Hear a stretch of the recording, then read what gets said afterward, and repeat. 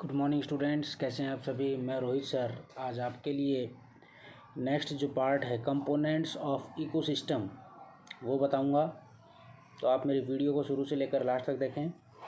आपको मैंने पहली वीडियो में ही बता दिया था कि इकोसिस्टम के वेरियस काइंड के क्या हैं बच्चों, कंपोनेंट्स मौजूद हैं। तो the various components of an ecosystem may be grouped into two main groups. इनको दो ग्रुप्स में क्या किया जाता है, डिवाइड किया जाता है। पहला है एबायोटिक कंपोनेंट, जिसको हम नॉन लिविंग कहते हैं। This include the non living psychochemical factors of the environment. अब आप बच्चों यहाँ पर देख पा रहे होंगे, यहाँ एबायोटिक फैक्टर्स मैं आपको दिखा रहा हूँ। तो बहुत सारे हैं। एबायोटिक फैक्टर्स के अंदर क्या क्या आ जाते हैं, inorganic substances, organic substances, climatic factors, है ना। तो इनऑर्गेनिक सब्सटेंसेस क्या होते हैं, इनऑर्गेनिक सब्सटेंसेस जैसे carbon, nitrogen, oxygen, calcium, phosphorus और उनके कंपाउंड्स जैसे कि वाटर, कार्बन डाइऑक्साइड, ये सारे के सारे क्या बनाते हैं बच्चों, मेन एबायोटिक कंपोनेंट बनाते हैं। वहीं दूसरी तरफ देखें तो ऑर्गेनिक कंपाउंड्स भी होते हैं। This includes carbohydrate, protein, lipids, nucleic acid, ये सारे के सारे क्या हैं, एबायोटिक फैक्टर्स हैं। और क्लाइमेटिक फैक्टर्स के अंदर आ जाते हैं light, temperature, humidity, wind, rainfall, water और बहुत सारे एडाफिक फैक्टर्स जैसे कि soil and substrate, topography, mineral और पीएच। ये बच्चों सारे के सारे क्या हैं, एबायोटिक फैक्टर्स के अंदर क्या होते हैं, कंसिडर होते हैं। अब मैं आपको बताता हूँ यहाँ पे कुछ एग्जांपल्स इकोसिस्टम के। द एग्जांपल्स ऑफ इकोसिस्टम जैसे कि ग्रासलैंड इकोसिस्टम, जिसको मेडो इकोसिस्टम भी कह सकते हैं, forest ecosystem, desert ecosystem, mountain ecosystem और पोंड इकोसिस्टम। बहुत सारे एग्जाम्पल हैं। ये आपको 5 मैंने आपको बता दिए, ये सारे के सारे आपको याद रखने हैं। अब आती है बच्चों जो बात बायोटिक कंपोनेंट्स की आती है। What do you think about the biotic components. तो the biotic community of an ecosystem, 3 type के ऑर्गेनिजम्स होते हैं बच्चों। एक होता है प्रोड्यूसर्स, मतलब वो ऑर्गेनिज्म जो अपना भोजन स्वयं बनाते हैं और वो भी इनऑर्गेनिक सब्सटेंस की सहायता से, तो वो क्या कहलाते हैं, प्रोड्यूसर्स कहलाते हैं। मतलब the organism which can prepare their own food from simple inorganic substances like carbon dioxide, water by using sunlight energy in the presence of chlorophyll are called producers. All green plants, certain blue-green algae are also the example of the producers. Now you can see this type of a pig. You can see the different components in ecosystem. आपको different components नज़र आएंगे यहाँ पर। Humans को क्या कहा है हमने, omnivore. Plants क्या हैं, producer. Goat क्या है, herbivore है बेटा। और यहाँ पे ये टाइगर क्या नज़र आ रहा है आपको, कार्निवोर। ये आपको वॉर्म्स नज़र आ रही है, क्या है, डिकम्पोजर्स, है ना। और ये जो सॉइल आपको नज़र आ रही है क्या है, एबायोटिक कंपोनेंट। और ये पीछे जो आपको ये नज़र आ रहा है, पहाड़ नज़र आ रहे हैं, ये भी क्या है, एबायोटिक कंपोनेंट्स के अंदर कंसिडर होते हैं। तो ये चीज़ें अगर आपको पता चल गई हैं तो मैं अब आपको इनको डिटेल में बताने की कोशिश करूँगा। तो आप देख पा रहे होंगे यहाँ पर कंज्यूमर्स। कंज्यूमर्स क्या होते हैं, those organisms which consume food और eat food prepared by producers. मतलब वो ऑर्गेनिज्म जो फूड क्या करते हैं, कंज्यूम करते हैं, या हम कहें कि जो प्रोड्यूसर के द्वारा जो भोजन बनता है या फूड बनता है वो उसको कंज्यूम करने का काम करते हैं, तो इसलिए इनको कंज्यूमर कहा जाता है। कंज्यूमर्स डिपेंड होता है प्रोड्यूसर्स फॉर फूड डायरेक्टली और इनडायरेक्टली। सारे के सारे जो एनिमल्स हैं वो क्या हैं, कंज्यूमर्स कहलाते हैं।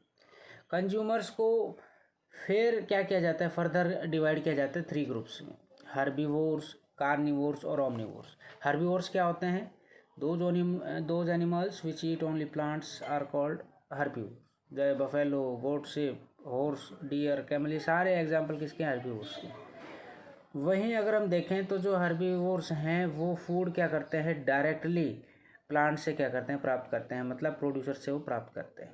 और हर्बीवोर्स को क्या कहा गया है, प्राइमरी कंज्यूमर के नाम से हम जानते हैं। वहीं दूसरी तरफ आप देख पा रहे होंगे यहाँ पर कार्निवोर्स। कार्निवोर्स की अगर मैं बात करूँ तो ये क्या होते हैं, those animals which eat only other animals as a food as called carnivores. मतलब वो एनिमल्स जो दूसरे एनिमल्स को भोजन समझकर क्या करते हैं, खाते हैं, उनको कार्निवोर्स कहा जाता है। या हम सीधा कह सकते हैं those animals which eat the meat और flesh of other animals are called carnivores. Example क्या है बच्चों, lion, tiger, frog, vulture, kingfisher, ये सारे के सारे एग्जाम्पल कार्निवोर्स के आ जाते हैं। वहीं अगर देखा जाए तो small carnivores which feed on herbivores primary consumers are called secondary consumer. जैसे ग्रास ऑपर, रैट और फ्रॉग को क्या कहा जाता है, सेकेंडरी कंज्यूमर कहा जाता है। द लार्ज कार्निवोर्स या हम कहें टॉप कार्निवोर्स, वो क्या करता है बेटा, स्मॉल कार्निवोर्स को क्या करता है, अपना भोजन बनाते हैं, मतलब सेकंड कंज्यूमर्स को अपना भोजन बनाते हैं, तो उसको हम टर्सरी कंज्यूमर कहते हैं, जैसे लायन, टाइगर, हॉग, है ना। अब नेक्स्ट वर्ड आता है हमारे पास omnivore. What do you think about omnivore? Those animals which eat both plant and animals are called omnivore. मतलब जो एनिमल प्लांट और एनिमल्स को अपना भोजन बनाते हैं उनको हम क्या कहते हैं, ओमनिवोर्स कहते हैं। या हम ये भी कह सकते हैं those animals which eat plant food as well as meat of other animals, these are called omnivores. Example है man, dog, crow, sparrow, bear और आंट। डिकम्पोजर्स है नेक्स्ट बच्चों, the microorganisms which break down the complex organic compounds present in dead organisms like dead plant and animals and their products like feces, urine into simpler substances are called decomposers. मतलब decomposers क्या करते हैं कि भाई complex organic compound को simpler organic compound की form में convert करने का काम करते हैं। और जैसे कि डेड प्लांट है, डेड एनिमल्स है, उनको सॉइल की फॉर्म में कन्वर्ट कौन करते हैं, डिकम्पोजर्स करते हैं। Example bacteria, fungi. डिकम्पोजर्स क्या करते हैं बच्चों, डेड बॉडीज़ को डिकम्पोजिंग करते हैं प्लांट और एनिमल्स की, और हमारे एनवायरनमेंट को साफ़ सुथरा रखते हैं, क्लीन करने का काम करते हैं। अगर मान लीजिए हमारे अर्थ के ऊपर डिकम्पोजर्स प्रेजेंट हैं तो वो क्या करते हैं, द वेरियस न्यूट्रिएंट एलिमेंट्स भी क्या करते हैं, सीक्रेट करते हैं वो सॉइल के अंदर, और सॉइल की फर्टिलिटी को बढ़ाने का भी काम करते हैं। तो इसका मतलब क्या हुआ कि जितने भी डेड ऑर्गेनिक मटेरियल्स हैं उनको सॉइल की फॉर्म में कन्वर्ट करना और साथ में उनके अंदर न्यूट्रिएंट की क्वांटिटी को इंक्रीज़ करना, ये डिकम्पोजर्स का काम होता है। अब आता है नेक्स्ट है इम्पोर्टेंस ऑफ डिकम्पोजर्स। इम्पोर्टेंस क्या क्या है, सबसे पहला है they decompose the dead bodies of animals and plants, thus act as a cleansing agent of environment. मतलब पहला इंपॉर्टेंस है कि ये क्लीनिजिंग एजेंट कहलाते हैं एनवायरनमेंट के। दूसरा क्या है, ये जो हमारी बायोस्फीयर के अंदर जो मटेरियल प्रेजेंट है उसको रिसाइकिल करने का काम करते हैं, तो इनका वाइटल रोल होता है बायोकेमिकल, बायोजियोकेमिकल, या हम कहते हैं न्यूट्रिएंट्स साइकिल के अंदर। अगला है ये हमारी सॉइल की फर्टिलिटी को मेंटेन करने का काम करते हैं। अगर मान लीजिए हमारी अर्थ के ऊपर कोई डिकम्पोजर नहीं होगा तो क्या होगा, अर्थ के ऊपर जगह जगह पर डेड ऑर्गेनिजम्स गिरे मिलेंगे और हमारा जो एनवायरनमेंट है वो प्रदूषित हो जाएगा। कंपटीशन विंडो में दो वर्ड मैं आपको बता रहा हूँ यहाँ पे, पैरासाइट और डिट्रिटिवोरस। पैरासाइट्स क्या होते हैं, दीज ऑर्गेनिजम्स लिव ऑन और inside the body of other organisms to obtain their food. मतलब वो ऑर्गेनिज्म किसी दूसरी बॉडी के अंदर या बाहर रह के क्या करता है, फूड प्राप्त करता है, तो उसको हम क्या कहेंगे, पैरासाइट कहेंगे। ई कोलाई है ना, इकर्सिया कोलाई बैक्टीरिया है, टैपवॉर्म, ये एग्जाम्पल हैं पैरासाइट्स के। डिट्रिटिवोरस क्या होते हैं, ये वो ऑर्गेनिजम्स होते हैं जो डिट्रेटस मतलब dead remain of plant and animals को क्या करते हैं, अपना भोजन बनाने का काम करते हैं, इसलिए इनको स्क्वेंजर्स के नाम से जाना जाता है।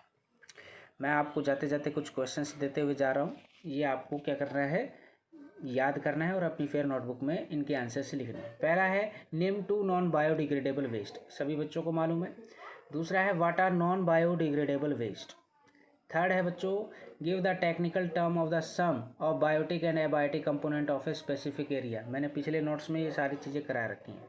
फोर्थ पॉइंट में आप कहेंगे बताएंगे कि भाई give the importance of producer in an ecosystem. पांचवा क्वेश्चन है name some natural primary consumers of an aquatic ecosystem. और लास्ट क्वेश्चन है बच्चों give technical term for the group of organisms deriving energy from same source. तो ये कुछ questions हैं, ये आपको क्या करने हैं, रिवाइज करने हैं, और होपफुली आपको ये सारी चीज़ समझ में आ गई होंगी। और अपनी फेयर नोटबुक में कर लीजिएगा, आपको नोट्स प्रोवाइड नहीं होंगे, आपको वीडियो देखकर ही क्या करना है, ये कंप्लीट नोट्स क्या करने हैं अपनी फेयर नोटबुक के अंदर लिखने हैं। आपसे कल फिर मुलाकात होगी। जय हिंद, जय भारत।